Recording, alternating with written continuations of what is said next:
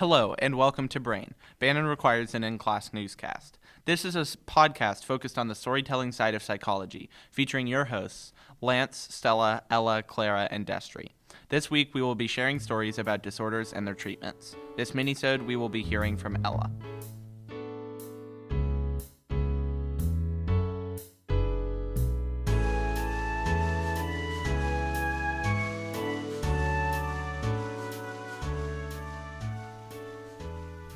Yes, and? I had to pull up my document. Stop. What? Why'd you start it? Why'd you not have your document pulled up? Because I have to start it and then I have to go to my go. document. Just go, dude. Yeah, just have it ready. I did. Love the intro. Anyway. We're keeping this in. Stop. Love a bloopers reel at the end. Stop. We're not gonna have a Yeah, bloopers. It's reel. just you eating your Skittles into the mic. Skittles, not Skittles. Bloopers inviting Ella. Alright, just go. Shut up. Just go. We need to start. Anyway. I'm sorry. Don't make it sultry. Anyway, I'm gonna cry. Okay.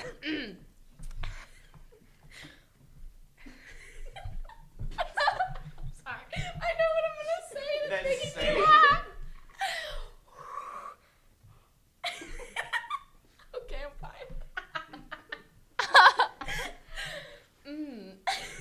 Just try to speak words. Why are you? Why is that your warm up? This was recorded on ice cream break. March 13th. I'm sorry. No, yes I can. You lose speaking privilege. Stop. Shut up. Okay. March 13th, 1964. I'm sorry. Let me give me a second. Do you need to leave? got time. Do you need to leave and come back? No, she's fine. Just She do it. wants a Go. I can't stop smiling. Go. They don't even know if you're smiling. It's on camera. You're not on camera. They can't. But it tell makes if me you're smiling. laugh. Okay. Well, stop. Shut up. March 13th, 1964, in New York City. I don't know. No, I got this. Okay, so we're gonna be following a girl named Kitty Genovese. Her real name's Catherine, but everyone called her Kitty. So this is about her, her murder. Okay, so she was walking back to her apartment. It was really late at night, probably like 2 a.m. She was getting home from a bar, and as she was walking out of her car, a man in all black stabbed her twice in the back. Yeah. For a moment. And so she was like, the whole time, keep in mind, she was screaming. She was right near she would live in an apartment complex. Mm-hmm. So there were a bunch of people around her. All the apartments were like, pretty close by. And so she was like crawling back, trying to crawl to the main entrance to her apartment. And then as she was almost there, he came back about half an hour later and stabbed her for a solid hour, just continuously. Ooh. And then he raped her, and then he just booked it, and then he left. Oh, God. Yeah. And so over the course of this whole experience, it probably lasted about 2 full hours. Remember, the whole time she was screaming. She was asking for help. She was trying to get someone's attention, but no one did. No one did anything. And someone eventually, after a couple hours, called 911, but they were a little too late. She died on the way to the hospital in the ambulance. So the main thing, this story came out next day. This guy from the New York Times found out about it, and he said, these are his words, that there were 38 witnesses, and no one called 911 for over an hour. No. Yeah. But this has been like a big thing because they're like, where did this number come from? Where did you get this number, like 38? It seems like a very specific number. He stood and counted and didn't call the cops. Yeah, like it's a very weird number to have. Realistically, they found later that there were only really like 10 solid witnesses who were able to testify. But still, that's enough. like Plenty. a lot of witnesses who just never did. Eventually, they did catch the murderer. He actually turned himself in like 3 days later. I think no one really knows why he turned himself in. Of course, it could have been from like guilt, it just becoming such a big story at the time because, like keep in mind, this was like mid-1900s. So, yeah, it was like these types of murders, these like super brutal, awful murders didn't happen a ton. So this was like a really big deal, especially in New York City, because it was like at this time, this was the time of like the city really booming, it becoming a really big place, and they were like, oh God, what like this might like this means like our city's not safe. So they caught the guy. His name is or was, I don't think he's dead. I don't know. Winston Moseley.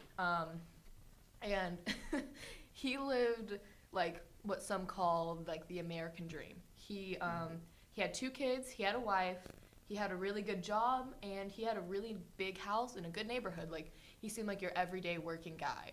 Okay. But so he confessed to the police a couple days later.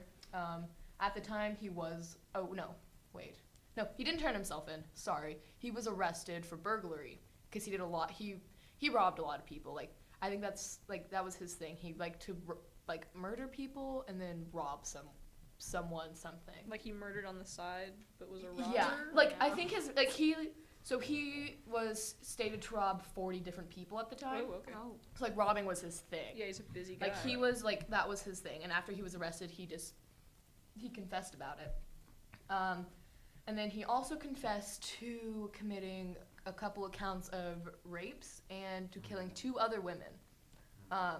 So like whenever they were interrogating him, what made him super just awful to interrogate was how like calm he was the entire time. Yeah. He was very just accepting of it. He didn't show any remorse for what he did. He Psychopath moment. So Yeah. it was never like he was never diagnosed, but I kind of concluded that he probably had psychopathic tendencies. But yeah, he saw no remorse.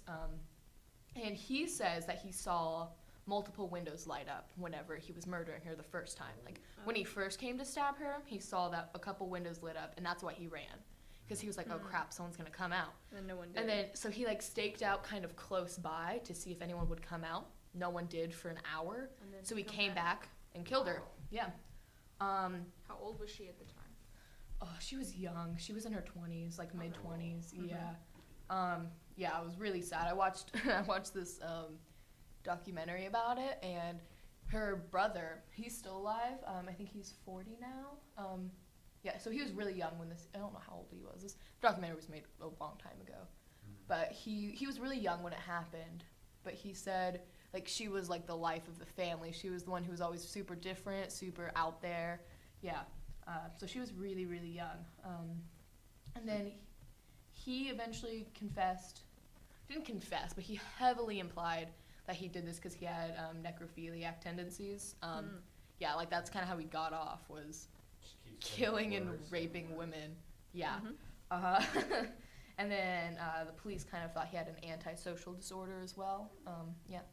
And he was sentenced to life without parole. So he obviously got charged for the murder. I think he died a couple years ago, actually, in jail. I'm not 100% sure on that, though. Yeah. So this, like, the way this ties in, like, to the big, it's like, so this whole thing kind of, like, brought the idea of the bystander effect, which is now, like, this story is used in almost every psychology textbook you can find. It's, like, the story. Some people call it the Kitty effect, the Genovese effect. Like, this is the story that kind of sparked this conversation, even though, like, a lot of people think this story, like, at this point, people think this story might even be fake, like an urban legend. Like, they know she died. Like, there's evidence of that, evidence of him killing but the her. details of, like, how But, many like, people. yeah, were- the details, like, all of that, people actually witnessing it, they can't prove that because no one actually came out and was like, oh yeah, I'm the one who saw everything happen and I didn't call the Well, police. who's Ha gonna? ha ha. Yeah.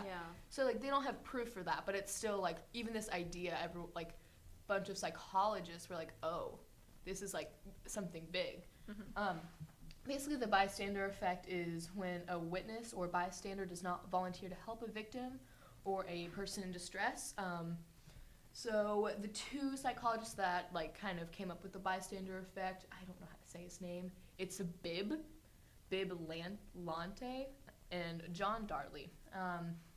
So it's basically that bystanders do not care about those in need of assistance, but nevertheless often do not offer help. So, they do care. They care about them. Like, they're like, oh, I see you're in distress.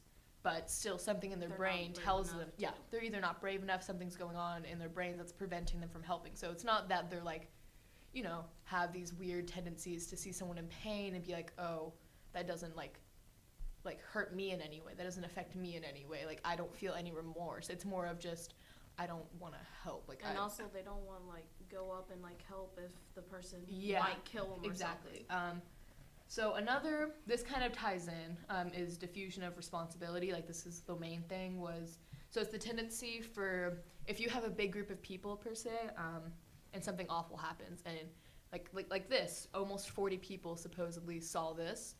People didn't call 911 because they thought someone else would. Like, that's the whole thing is, Yeah, there's like- whatever. However many of us, someone will do it. I don't have to. yeah, it was Yeah. basically just like, I don't want to have to deal with this, because it could either be their own safety. They're like, I don't want to go there when I see there's someone murdering a woman. I feel like I'm in danger. I'm not going to put my life in danger. I think someone else should do it. I don't want to get involved. Or like, you know, even getting involved in the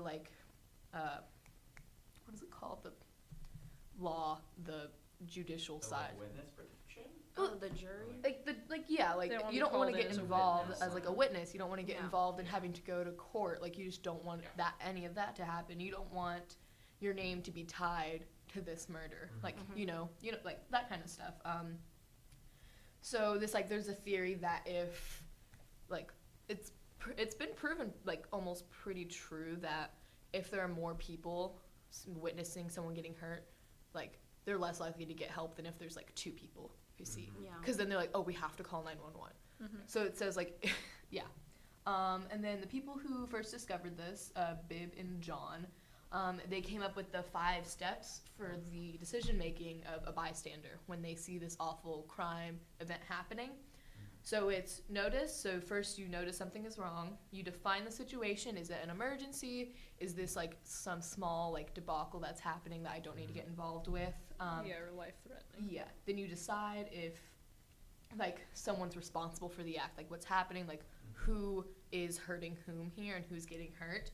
And then you have to choose. So you're choosing how to help. Do you call 911? Do you go out there and actually fight the guy who's hurting her? Like, what do you do in that moment? And then you implement. So you're implementing your chosen help and behavior. And they say that if you fail to do any of these, results in a person not helping. Yeah. Like, that's their Yeah. whole theory, is this 5-step plan of a bystander. And if they don't follow any, like even just one, they're most likely not going to be able to help.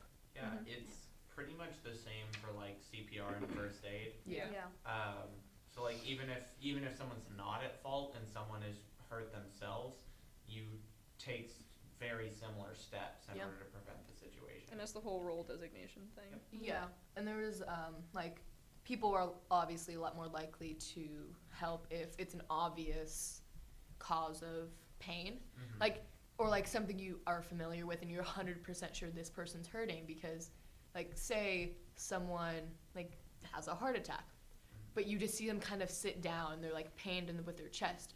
A lot of the times they're not going to call an ambulance because they're like, that guy just might have bad heartburn. Yeah. Like, Yeah. you know, like, you're just like, I don't know what's happening. And 2 seconds later, he could die. Like, you Well, just it's don't also know. different because like your safety isn't as much in danger, and you're not going to be called in to like testify or anything. So Yeah. it's easier to like take responsibility for something Yeah, like that. exactly. That's like minor, I guess. Yeah, so this is what I was basically saying is, like, the social influence of this. So if the emotions of the person getting harmed are easily visible, if you can clearly see that they're in pain and they're in distress and they feel like their life is in danger, people are more inclined to help. People are, like, very easily swayed with the emotion on people's face. Like, that's just human nature a lot of the time. So if you see someone who's just, like, looks kind of sad, you're just going to be like, it's probably fine. But if you see someone, like, literally just screaming, you're way more inclined to actually help that person. And then one really interesting thing, this really sparked, I know it's like call 911 because that's what we're used to, but this, at the time, 911 didn't exist. They had a specific number for it, but it was like a normal phone number, you know? I don't know what it was at the time. I think it was different per, like, city. County, Yeah. Yeah. It was different everywhere, so they didn't have one number you could call. Yeah. So this really sparked the quote-unquote birth of 911. So, like, after this case, like, policemen were like, oh, we need a really fast, easy way for people to reach us. Mhm. Like this Oh. kind of made them think, oh crap, like if make someone's getting decisions. murdered and you are in distress and you're like, oh god, I don't know who to call, and you're like, it's just an easy number to dial because it's 3 numbers. Yeah. Yeah. So did 911 help with like the bystander effect, or is it just to like increase? You remember the number. It's super easy. I think it like probably would help, but like it doesn't get rid of the effect. Yeah. Yeah, like the effect is Makes still it easier to help once you decide to. Yeah. Mhm. Yeah. Okay, because that's kind of what I was assuming. Yeah. Were we the first like country to do 911? Was it like an America thing? Well, America's only has like different countries don't have 911. Well, It's, like they've got like four different equivalents. 411, Yeah. 444, whatever. Yeah. I don't know. Actually, Because that makes it sound like we were, but I don't know either. I'm not 100% Are you sure. looking it up? London. In 1937. Okay. Yeah. Yeah, there's just 999. Okay. That's really all I have. Like, I was gonna say I already said this really, but like keep in mind this could all be like a lot of people call it an urban legend because they're just not sure how All debatable. this like news reporter was like 38. Yeah. Like, where did he get this number from? And he even like later after he was obviously interviewed about his article that was written because it Yeah. was such a big deal. He later admitted he was like, yeah, I don't have proof of that. Yeah. He was like, you said I to write really a good story. don't have proof for that. But It is strange how often psychology is based on urban legend. yeah, Yeah. it's I I think the same thing with the feral children. yeah. Mm-hmm. Yeah, a lot So of a lot it of just it's like hard. sparks a conversation. They're like, it Yeah. sparks interest because they're like, oh, I've never thought about this before, but actually, I think this does really apply in this situation. Mm-hmm. Well, that's all I have. All right, If you guys have any closing questions. that's what I got. Fiend?